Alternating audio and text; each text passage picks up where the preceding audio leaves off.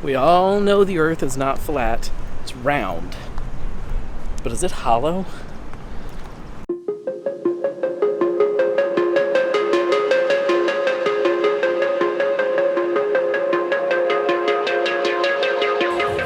The Earth is not flat. It's probably not even hollow. That's not really the point of this video. I'm not searching for the center of the Earth or a way into it, although that might actually make a really fun video.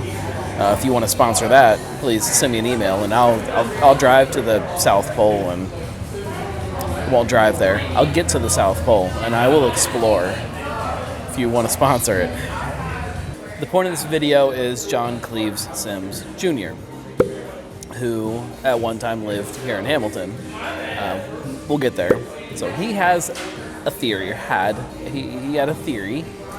It wasn't just his, but he kind of refined the theory into his own thing. The theory is that not only is the Earth hollow, inside there's an ecosystem, there's plants, there's animals, there's stuff inside the Earth that maybe we can get to. His theory continues that the Earth is a series of globes inside each other, spheres inside each other, these layers. At the North and the South Pole of the Earth, there are holes that lead into the center of the Earth, into the hollow Earth.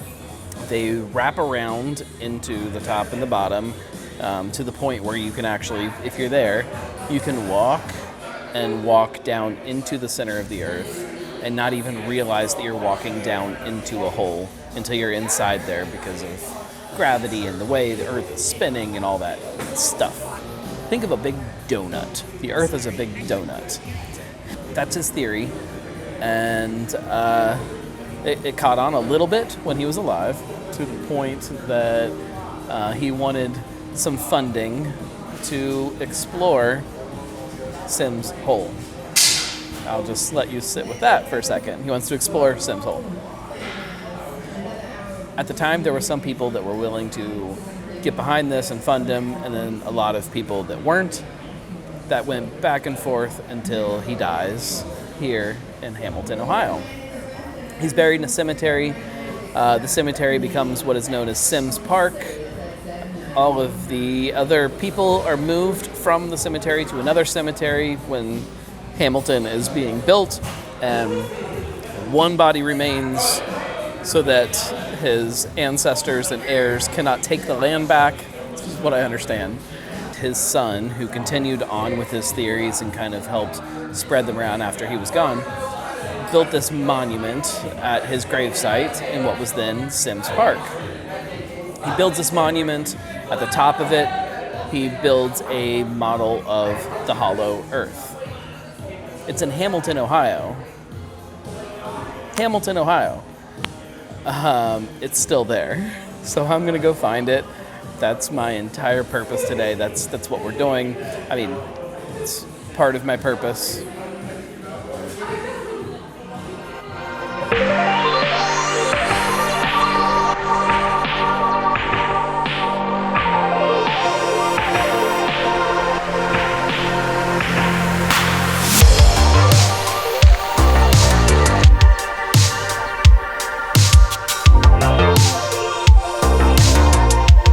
So, why? I've lived close to here, we'll say 15 minutes from Hamilton, for I think 23 years, if my math is right, which is probably not right, but for a very long time I've lived close to here, and I had no idea that this even existed. I don't think anybody that I knew that this existed.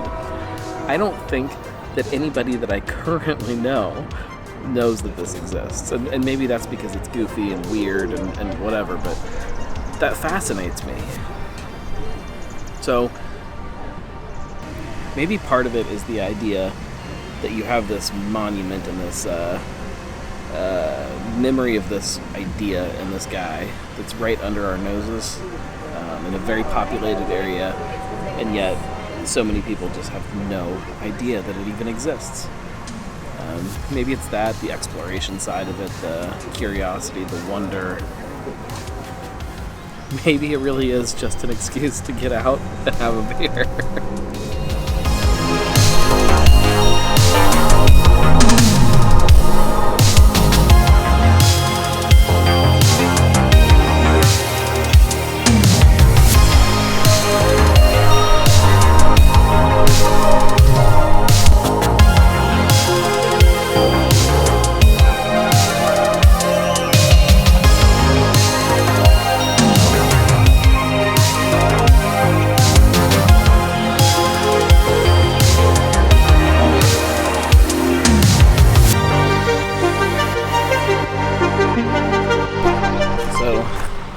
The park is really unassuming.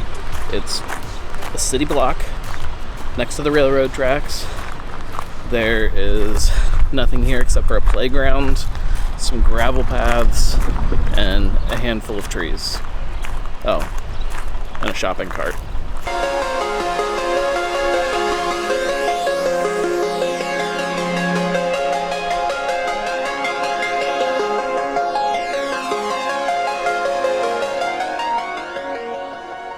You can see the Hollow Earth just right on top, the little monument to it, the model, I guess. It's cracked, it's crumbling, it's clearly neglected. There's graffiti all over the side. I think it's safe to say that not only does the city of Hamilton not really care too much about this, the people of Hamilton don't really care too much about it either. And I think that this is one of the coolest things that I've seen today.